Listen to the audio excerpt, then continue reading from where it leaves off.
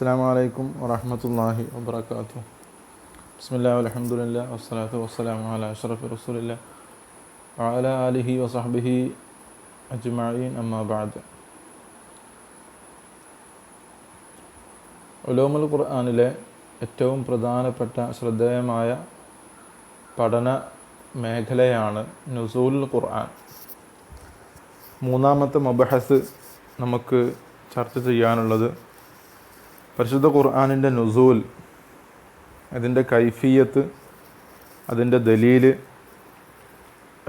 പിന്നെ ഘട്ടം ഘട്ടമായി ഖുർആൻ ഇറങ്ങാനുള്ള ഹിക്മത്ത്, വഹിയ് എന്ന ആ സംഗതിയെക്കുറിച്ചുള്ള ബൗദ്ധികമായ തെളിവുകൾ, അതുപോലെ അതുമായി ബന്ധപ്പെട്ട ശുബഹാത്തുകൾക്കുള്ള പ്രതിരോധം, അതിൻ്റെ ആൻസേഴ്സ്, ഇത്രയും ചർച്ചാ മേഖലയാണ് മബഹസ് സാലിസിൽ നമുക്ക് കവർ ചെയ്യാനുള്ളത്. ഒന്നാമത്തെ ഏറ്റവും പ്രധാനപ്പെട്ടതും നുസൂലുൽ ഖുർആൻ എന്നതിനെ സംബന്ധിച്ചാണ്. എന്തുകൊണ്ട് പരിശുദ്ധ ഖുർആൻ്റെ നുസൂല്, അതാണ് വാസ്തവത്തിൽ ഉലൂമുൽ ഖുർആനിൻ്റെ അടിസ്ഥാനം. ബാക്കി എല്ലാ വിജ്ഞാന ശാഖകളും ഉലൂമുൽ ഖുർആനുമായി ബന്ധപ്പെട്ട എല്ലാ പഠന മേഖലകളും നിലകൊള്ളുന്നത് വാസ്തവത്തിൽ നുസൂലുൽ ഖുർആനുമായി ബന്ധപ്പെട്ടതാണല്ലോ. അപ്പോൾ ആ അടിസ്ഥാനത്തിൽ നുസൂലുൽ ഖുർആൻ എന്നത് വളരെ ഇമ്പോർട്ടൻ്റ് ആയിട്ടുള്ള മേഖലയാണ്.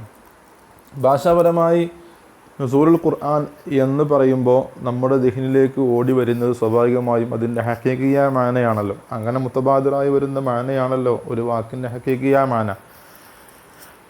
അപ്പോൾ നസല യൻസിലു, അല്ലെങ്കിൽ അൻസല യുൻസിലു, അല്ലെങ്കിൽ നസ്സല തൻസീൽ, ഈ വാക്കുകളൊക്കെ വാസ്തവത്തിൽ ഖുർആൻ അവതരിച്ചു എന്ന മാനയിൽ ഉപയോഗിക്കാറുണ്ട്.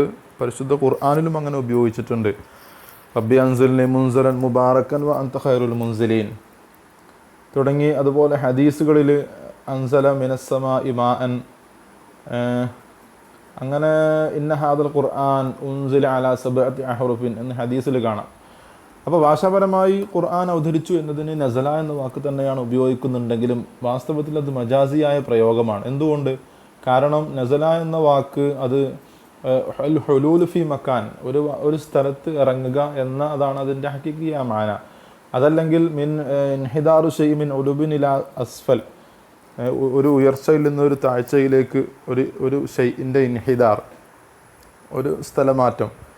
സ്വാഭാവികമായും അത് പിന്നെ മക്കാനിയത്ത് ഖുർആന് സ്ഥിരപ്പെടുത്തേണ്ടി വരും, അതുപോലെ ജിസ്മിയത്ത് സ്ഥിരപ്പെടുത്തേണ്ടി വരും. അതുകൊണ്ട് ഈ വാക്ക് നുസൂലുൽ ഖുർആൻ എന്ന് കോമൺ ആയിട്ട് ഉപയോഗിക്കുന്നുണ്ടെങ്കിലും വാസ്തവത്തിൽ അത് മജാസിയായ പ്രയോഗമാണ്.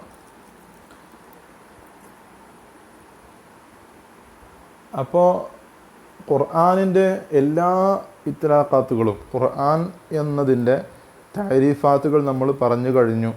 മുതകല്ലിമീങ്ങളുടെയും അഹ്ലുസുന്നത്തി വൽ ജമാഅത്തിൻ്റെയും എല്ലാ ഉസൂലിയാക്കളെടുക്കലും അതുപോലെ ഫുഖഹാക്കളെടുക്കലും എന്തൊക്കെ തഅരീഫാത്തുകൾ ഖുർആനെ കുറിച്ച് പറഞ്ഞിട്ടുണ്ടോ ആ പറഞ്ഞതെല്ലാം സാദിഖാകുന്ന അർത്ഥം നുസൂലുൽ ഖുർആൻ എന്നതുകൊണ്ട് ഉദ്ദേശിക്കുന്നത് ഇഅ്ലാം എന്നതാണ്. അത് വാസിത്ത മുഖേനയുള്ള ഇഅ്ലാം. ആ വാസിത്ത എന്താണ് എന്നത് ഖുർആൻ്റെ തനസ്സുലുമായി ബന്ധപ്പെട്ടതാണ്. ഖുർആൻ വാസ്തവത്തിൽ ശേഷം വരും ഇൻഷാ അല്ലാഹ്. ഖുർആന് 3 തനസ്സുലുണ്ടായിട്ടുണ്ട്. ഒന്ന് ലൗഹുൽ മഹ്ഫൂദിലേക്കുള്ള നുസൂല്, രണ്ടാമത്തത് സമാഉദ്ദുന്യയിലേക്കുള്ള നുസൂല്, മൂന്നാമത്തത് പ്രവാചകർ സല്ലല്ലാഹു അലൈഹി വസല്ലമ തങ്ങളിലേക്ക് ബി വസാത്തത്ത് ജിബ്രീൽ അലൈഹി സ്വലാത്തു വസ്സലാമുള്ള മുഖേനയുള്ള നുസൂല്. അപ്പോൾ ഈ 3 നുസൂലിലും ഇഅ്ലാം എന്ന മാനയാണ് കൂടുതൽ സാദിഖാകുന്നത്. അപ്പോൾ ബി വാസിത്ത എന്ന് പറയുമ്പോൾ അത് ഓരോ നുസൂലിലും അതിനോടനുബന്ധിച്ച് വന്ന വാസിത്ത, അതുപോലെ തന്നെ ഖുർആൻ്റെ ഓരോ തഅരീഫാത്തുകളിലും വ്യത്യസ്ത അഭിപ്രായമുള്ള ആ അഭിപ്രായക്കാർക്കെല്ലാം സ്യൂട്ടാകുന്ന ഹഖീഖിയായ അതല്ലെങ്കിൽ നുസൂൽ എന്ന വാക്കിൻ്റെ അർത്ഥം വാസ്തവത്തിൽ ഇഅ്ലാം എന്നതാണ് ഉദ്ദേശിക്കുന്നത്. എന്തുകൊണ്ടെന്നുള്ള കാരണം നേരത്തെ പറഞ്ഞു. നുസൂൽ എന്ന വാക്ക് അത് മക്കാനിയത്തിനെ യാഥാർത്ഥ്യമാക്കുന്നുണ്ട്. അതുകൊണ്ട് സ്വാഭാവികമായിട്ടും ഇഅ്ലാം എന്നതാണ് കൂടുതൽ മാച്ചായിട്ടുള്ളത്.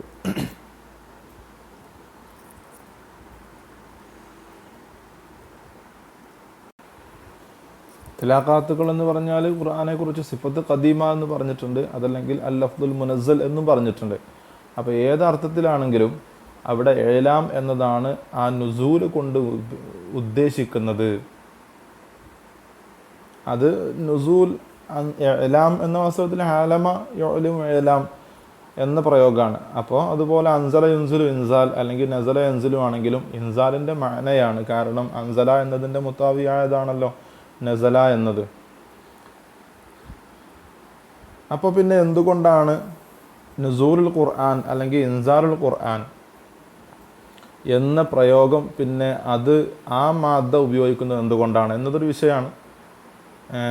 നേരെ ഇഅ്ലാമുൽ ഖുർആൻ എന്ന് പറയാതെ നുസൂൽ അല്ലെങ്കിൽ ഇൻസാൽ എന്ന വാക്ക് അവിടെ ഉപയോഗിക്കുന്നത് എന്തുകൊണ്ടാണ്? അത് മറ്റൊന്നുമല്ല, അത് തൻവീഹു ബി ഷറഫി ദാലിക്കൽ കിതാബ്, ആ കിതാബിൻ്റെ ഷറഫ് കൂടെ അത് അറിയിക്കുന്നുണ്ട്. കാരണം നസല എന്ന വാക്ക് ഉപയോഗിക്കുമ്പോൾ അത് ഉലൂബിൽ നിന്ന് അസ്ഫലിലേക്ക് ഇറങ്ങിയതാണ്. സ്വാഭാവികമായിട്ടും പിന്നെ അതിൻ്റെ സാഹിബിൻ്റെ ഉലൂബ് കൂടെ അവിടെ അറിയിക്കുന്നുണ്ടല്ലോ. അപ്പോൾ ആ കിതാബിൻ്റെയും പിന്നെ സാഹിബിൻ്റെയും ഒക്കെ ഉലൂബിനെ അറിയിക്കാൻ കൂടിയാണ് നുസൂൽ എന്ന മാദയിൽ നിന്ന് നുസൂൽ ഖുർആൻ എന്ന വാക്ക് ഉപയോഗിക്കുന്നത്. വൽ കിതാബിൽ മുബീൻ ഇന്നാ ജഅൽനാഹു ഖുർആനൻ അറബിയ്യൻ ലഅല്ലകും തഅഖിലൂൻ വഇന്നഹു ഫീ ഉമ്മിൽ കിതാബ് ലദൈനാ ലഅലിയ്യുൻ ഹക്കീം. അപ്പോൾ ആ ഉലൂബിനെ അറിയിക്കുന്നതിനെ സംബന്ധിച്ചാണ് പരിശുദ്ധ ഖുർആനിൽ ഈ ആയത്ത് കൊണ്ടുവന്നിട്ടുള്ളത്. സ്വാഭാവികമായിട്ടും അതാണ് നുസൂൽ എന്ന ആ മാദയിൽ നിന്നുള്ള വാക്ക് ഖുർആൻ അവതരിക്കാനും അവതരിപ്പിക്കാനും വേണ്ടി തിരഞ്ഞെടുത്തിട്ടുള്ളത് എന്ന് മുസന്നിഫ് സമർത്ഥിക്കുന്നു. പിന്നെ ഇവിടെ ഈ ചർച്ചയുടെ ഒരു ആകെത്തുക എന്ന രീതിയിൽ ഇഅ്ലാം എന്നതാണ് പിന്നെ ഇൻസാലിനെ തഅ്വീൽ ചെയ്തത് ഇഅ്ലാം കൊണ്ടാണ്. എന്തുകൊണ്ടാണ് മുസന്നിഫ് ഇഅ്ലാം എന്ന വാക്ക് തിരഞ്ഞെടുത്തത്? നസ്സല അല്ലെങ്കിൽ അൻസല നുസൂലുൽ ഖുർആൻ എന്നതിനെ ഉദ്ദേശിക്കുന്നത് അതിൻ്റെ ഹക്കീക്കിയായ മാനയല്ല. ഇൻസാൽ എന്നാൽ അതിൻ്റെ ഹക്കീക്കിയായ മാന പിന്നെ വെക്കുകയാണെങ്കിൽ സ്വാഭാവികമായിട്ടും ചില പ്രശ്നങ്ങൾ കടന്നു വരുന്നുണ്ട്. അതുകൊണ്ട് മജാസിയായ പ്രയോഗമാണ് അല്ലെങ്കിൽ ഇസ്തിയാറത്താണ്. ഏതായാലും ഇവിടെ തഅ്വീൽ ചെയ്യുന്നത് ഇഅ്ലാം എന്ന വാക്ക് കൊണ്ടാണ്. എന്തുകൊണ്ടാണ് ഇഅ്ലാം എന്ന് തിരഞ്ഞെടുക്കുന്നത്? അതിന് 3 കാരണങ്ങൾ മുസന്നിഫ് ഇവിടെ. അതിൽ ഏറ്റവും പ്രധാനപ്പെട്ട ഒന്ന്, കലാം എന്ന വാക്ക് അതിൻ്റെ തഅല്ലുഖ് സ്വാഭാവികമായിട്ട് ദലാലത്ത് ഇഫ്ഹാം എന്നതാണ്. അതിനാണല്ലോ കലാം ഉപയോഗിക്കുന്നത്.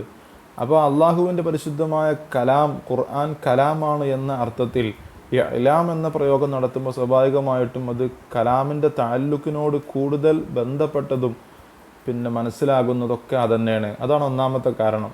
രണ്ടാമത്തെ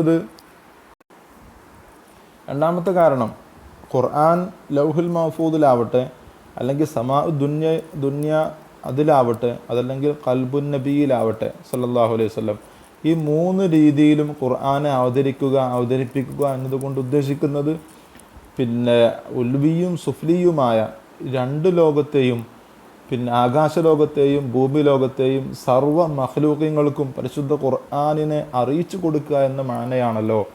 അപ്പോൾ അതുകൊണ്ടാണ് ഇഅ്ലാം തിരഞ്ഞെടുത്തത്.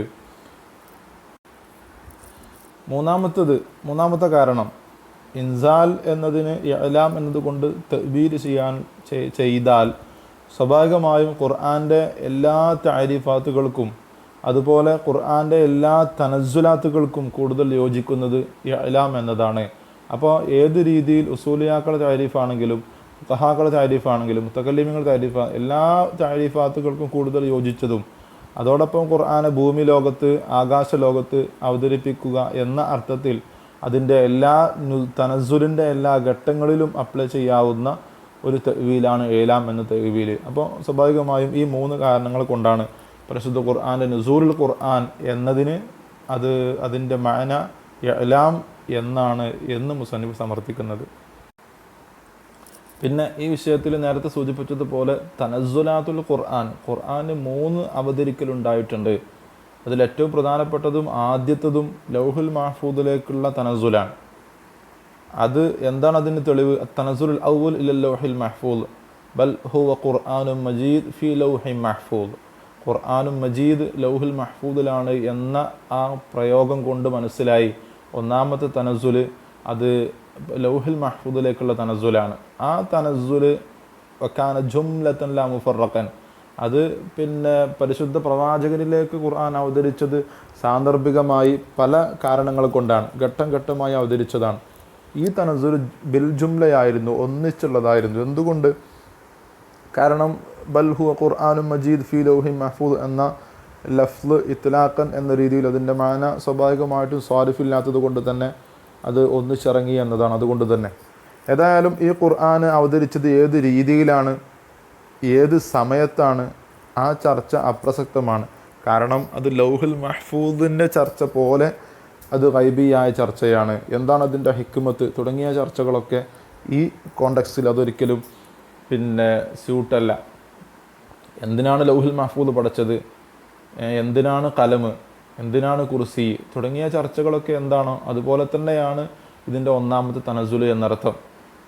ഏതായാലും മനുഷ്യൻ്റെ ഖദർ ഖള എല്ലാം നിർണയിക്കുന്ന ലൗഹിൽ, അതുപോലെ പരിശുദ്ധ ഖുർആനിൻ്റെ ഒന്നാമത്തെ തനസുൽ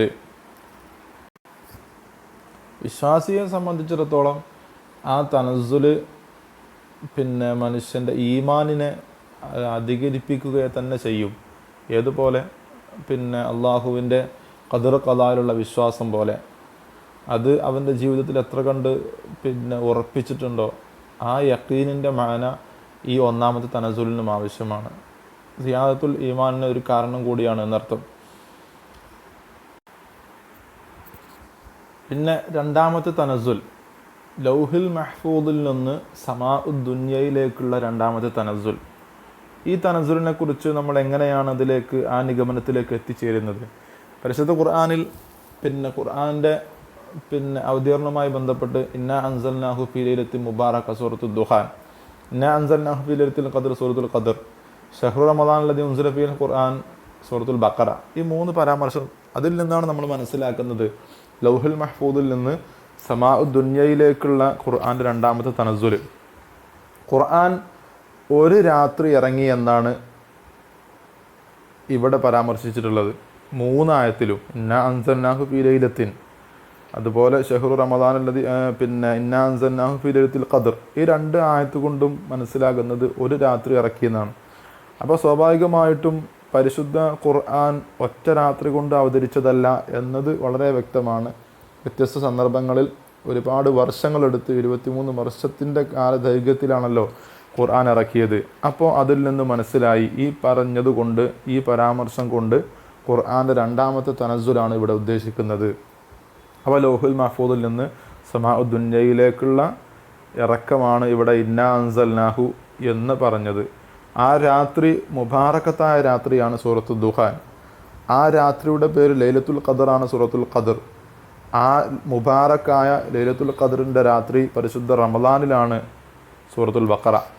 അപ്പോൾ ഈ 3 ആയത്ത് കൊണ്ട് മനസ്സിലായി ഇവിടെ നുസൂൽ കൊണ്ട് ഉദ്ദേശിക്കുന്നത് പ്രവാചകനിലേക്ക് അവതരിച്ച 23 വർഷം കൊണ്ട് പ്രവാചകനിലേക്ക് അവതരിച്ച ഖുർആൻ എന്നല്ല. ഇത് ഖുർആനിൻ്റെ രണ്ടാമത്തെ തനസുലാണ്. ആ തനസുൽ സമാഉദ് ദുനിയയിലേക്ക് ലൗഹുൽ മഹ്ഫൂദിൽ നിന്ന് ബൈത്തുൽ ഇസ്സ മിന സമാഇദ് ദുനിയ, സമാഇദ് ദുനിയയിലെ ബൈത്തുൽ ഇസ്സയിലേക്കുള്ള ഖുർആൻ അവതരിച്ചു എന്നതാണ് ഇവിടെയുള്ള മാന. ഇതാണ് ലാഹിറായ ഖുർആനിൻ്റെ ആയത്തുകൾ കൊണ്ട് മനസ്സിലാകുന്നത് എന്ന് മുസന്നിഫ് സമർത്ഥിക്കുന്നു. ഇനി രണ്ടാമത്തെ ഈ തനസുലിനെ ശക്തിപ്പെടുത്തുന്ന, തഈദ് ചെയ്യുന്ന പ്രവാചക വചനങ്ങൾ കൂടെ നമ്മൾ ഈ സന്ദർഭത്തിൽ മനസ്സിലാക്കുകയാണ്. ഒന്നാമത്തത് ഇമാം ഹാക്കിം തങ്ങൾ ഇഖ്റാജ് ചെയ്ത ഹദീസ്, അന്നഹു ഖാല ഫുസ്സിലൽ ഖുർആനു മിനൽ സിക്രി ഫഉദിയ ഫീ ബൈത്തുൽ ഇസ്സ മിനസ് സമാഇദ് ദുനിയ ഫജഅല ജിബ്രീൽ അലൈഹി സ്വലാത്തു വസ്സലാം യൻസിലു ബിഹി അലൻ നബി സല്ലല്ലാഹു അലൈഹി വസല്ലം. ബൈത്തുൽ ഇസ്സയിലേക്കാണ് ഖുർആൻ, സമാഉദ് ദുനിയയിലെ ബൈത്തുൽ ഇസ്സയിലേക്കാണ് ഖുർആൻ ഇറക്കപ്പെട്ടത്. അവിടെ നിന്നാണ് ജിബ്രീൽ അലൈഹി സ്വലാത്തു വസ്സലാം നബിയിലേക്ക് ആ വഹിയുമായി കടന്നു വന്നത് എന്ന ഹദീസ്. അതുപോലെ രണ്ടാമത്തെ ഹദീസ് ഇമാം ഹാക്കിം ബൈഹഖി നസായി ഒക്കെ റിപ്പോർട്ട് ചെയ്ത ഹദീസ്. നബി തങ്ങൾ പറയാണ്, ഉൻസിലൽ ഖുർആനു ജുംലത്തുൻ വാഹിദ ഇലാ സമാഇദ് ദുനിയ ലൈലത്തുൽ ഖദ്ർ. ഖദറിൻ്റെ രാത്രിയിൽ സമാഇദ് ദുനിയയിലേക്ക് ജുംലത്തൻ വാഹിദയായിട്ട് ലൗഹുൽ മഹ്ഫൂദിലേക്ക് ഇറക്കിയതുപോലെ സമാഇദ് ദുനിയയിലേക്ക് അള്ളാഹു ഇറക്കി. പിന്നെ അവിടെ നിന്ന് സുമ്മ ഉൻസില ബഅദ ദാലിക ഫീ 20 സന, പിന്നെ ഏകദേശം 20 വർഷത്തോളം അതിൻ്റെ കാലദൈർഘ്യത്തിലാണ് പ്രവാചകനിലേക്ക് ഇറക്കപ്പെട്ടത്. എന്നിട്ട് സുമ്മ ഖറഅ ബഹുമാനപ്പെട്ട ഇബ്നു അബ്ബാസ് റളിയല്ലാഹു അൻഹു പിന്നെ ഓതി എന്നാണ്. വലാ യഅതൂനക ബിമസലിൻ ഇല്ലാ ജിഅനാക ബിൽ ഹഖ് ഫഅഹ്സന തഫ്സീറ ഖുർആൻ ഫറഖ്നാഹു ലിതഖറഅഹു അലന്നാസ് അലാ മുഖ്സിൻ വനസ്സൽനാഹു തൻസീല. അപ്പോൾ ഇവിടെ പിന്നെ ഖുർആനെ ഘട്ടം ഘട്ടമായി അവതരിപ്പിച്ചു എന്ന പ്രയോഗം നടത്തിയത് അലാ മുഖ്സിൻ, അതൊക്കെ വനസ്സൽന ഘട്ടം ഘട്ടമായി എന്തൊക്കെ നടത്തിയത് പ്രവാചകനിലേക്ക് ഇറക്കിയ ആ നുസൂലിനെ സംബന്ധിച്ചാണ്. മൂന്നാമത്തെ ഹദീസ് ഇമാം ഹാക്കിം ബൈഹഖി ഒക്കെ ഉദ്ധരിച്ച ഹദീസാണ്. ഉൻസിലുൽ ഖുർആൻ ജുംലത്തും വാഹിദ ഇലാ സമാഇ ദുനിയ, നാല സ്വരിഹൻ എന്ന രീതിയിൽ പറയുകയാണ്. വക്കാന ബിവാഖിഉൻ നുജൂം വക്കാന അല്ലാഹു യൻസിലുഹു അലാ റസൂലിഹി വക്കാന അല്ലാഹു യൻസിലുഹു അലാ റസൂലിഹി ബഅലഹു ഫി ഇസ്രി ബഅദ്, ഒന്നിന് പിറകെ ഒന്നായി പിന്നെ നബിയിലേക്ക് അള്ളാഹു ഇറക്കി. അതിന് മുമ്പ് ജുംലത്തുൻ വാഹിദയായിട്ട് ഇലാ സമാഇ ദുനിയ അള്ളാഹു ഇറക്കി. അടുത്ത ഹദീസ് ബഹുമാനപ്പെട്ട ഇബ്നു അബ്ബാസ് റളിയല്ലാഹു അൻഹുവിനോട് പിന്നെ അതയ്യത്ത് ബിൻ അസ്വദ് എന്നവർ ചോദിക്കുകയാണ്, ഔഖാഫി ഖൽബി ശക്ക്, എനിക്കൊരു സംശയമുണ്ട്. എന്താണ് സംശയം? അള്ളാഹുവിൻ്റെ വചനം ഷഹ്റു റമളാൻ അല്ലദീ ഉൻസില ഫീഹിൽ ഖുർആൻ വഖൗലുഹു ഇന്നാ അൻസൽനാഹു ഫീ ലൈലത്തുൽ ഖദർ, പരിശുദ്ധ റമളാനിലാണ് ഖുർആൻ ഇറക്കിയത്, ലൈലത്തുൽ ഖദറിൻ്റെ രാത്രിയിലാണ് ഖുർആൻ ഇറക്കിയത് എന്നൊക്കെ പറയുന്നു. ഇവിടെയൊക്കെ ഒരു മാസം അല്ലെങ്കിൽ ഒരു രാത്രി എന്നൊക്കെ പ്രയോഗം, അതാണ് എനിക്ക് സംശയം. ഹാദാ ഉൻസില ഫീ ശവ്വാൽ വഫീ ദിൽഖഅദ വഫീ ദിൽഹിജ്ജ വഫീൽ മുഹറം വസഫർ വശഹ്റു റബി. എന്തായാലും ഈ പരിശുദ്ധ ഖുർആൻ എല്ലാ മാസങ്ങളിലും ഒരുപാട് മാസങ്ങൾ ഇറങ്ങിയിട്ടുണ്ടല്ലോ, ഒരുപാട് രാത്രികൾ ഇറങ്ങിയിട്ടുണ്ടല്ലോ, പിന്നെ എന്താണ് ഖുർആൻ്റെ ഈ ഒരു പരാമർശം എന്നതിനെക്കുറിച്ച് ചോദിച്ചപ്പോൾ ഇബ്നു അബ്ബാസ് റളിയല്ലാഹു അൻഹുമ എന്നവർ മറുപടി പറഞ്ഞത് ഇന്നഹു ഉൻസില ഫീ റമളാൻ ഫീ ലൈലത്തുൽ ഖദർ ജുംലത്തുൻ വാഹിദ, ജുംലത്തുൻ വാഹിദയായിട്ട് ലൈലത്തുൽ ഖദറിൻ്റെ രാത്രിയിൽ റമളാനിലാണ് ഇറക്കിയത്. സുമ്മ ഉൻസില അലാ മവാഖിഇ നുജൂം റിസ്ലൻ ഫീ ശുഹൂരി വൽ അയ്യാം, പിന്നെ പതിയെ സമാധാനത്തോടെ അത് ഘട്ടം ഘട്ടമായി പിന്നെ ഭൂമിയിലേക്ക് ഇറങ്ങി എന്നാണ് ബഹുമാനപ്പെട്ടവർ നൽകിയ മറുപടി. ഇവിടെ ഹദീസിൻ്റെ സാങ്കേതികമായ ഒരു ചർച്ച, ഈ ഹദീസുകളൊക്കെ മൗഖൂഫായ ഹദീസുകളാണ്, മർഫൂ അല്ല. പിന്നെ അതിന് മർഫൂഹിൻ്റെ ഹുക്മ് നൽകിയത് എന്തുകൊണ്ടാണ്? ഇതൊക്കെ പിന്നെ കൃത്യമായി സ്വന്തം റഅ്യ് കൊണ്ട് സംസാരിക്കാൻ കഴിയുന്ന വിഷയങ്ങളല്ല. സ്വാഭാവികമായിട്ടും ഇബ്നു അബ്ബാസ് റളിയല്ലാഹു അൻഹുവിലാണ് ഈ പറയപ്പെട്ട കൗലുകളിലൊക്കെ എത്തിച്ചേർന്നിരിക്കുന്നത്. ബഹുമാനപ്പെട്ടവർ ഇസ്രായേലിയാത്ത് കൊണ്ടോ അതല്ലെങ്കിൽ സ്വന്തം റഅ്യ് കൊണ്ടോ സംസാരിക്കുന്ന ആളല്ല എന്നത് സ്ഥിരപ്പെട്ടതായതുകൊണ്ട് തന്നെ മൗഖൂഫായ ഹദീസാണെങ്കിൽ കൂടെ ഇതിൻ്റെ മർഫൂഇൻ്റെ ഹുക്മ് നൽകിയിട്ടാണ് ഈ പറയപ്പെട്ടത് സ്ഥിരപ്പെടുത്തിയിട്ടുള്ളത്.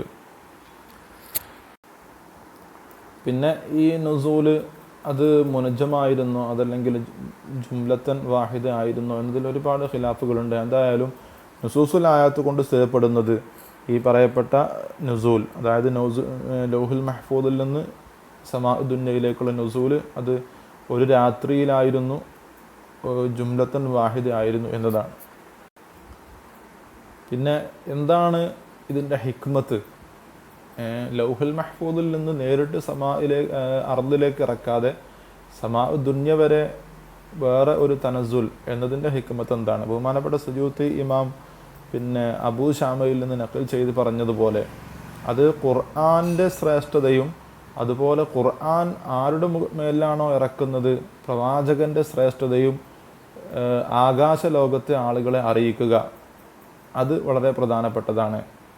കാരണം പിന്നെ മറ്റുള്ള കിതാബുകൾ ഏടുകൾ പിന്നെ ഒറ്റഘട്ടമായി ഇറക്കിയപ്പോൾ പരിശുദ്ധ ഖുർആനെ ഘട്ടം ഘട്ടമായി ഇറക്കി.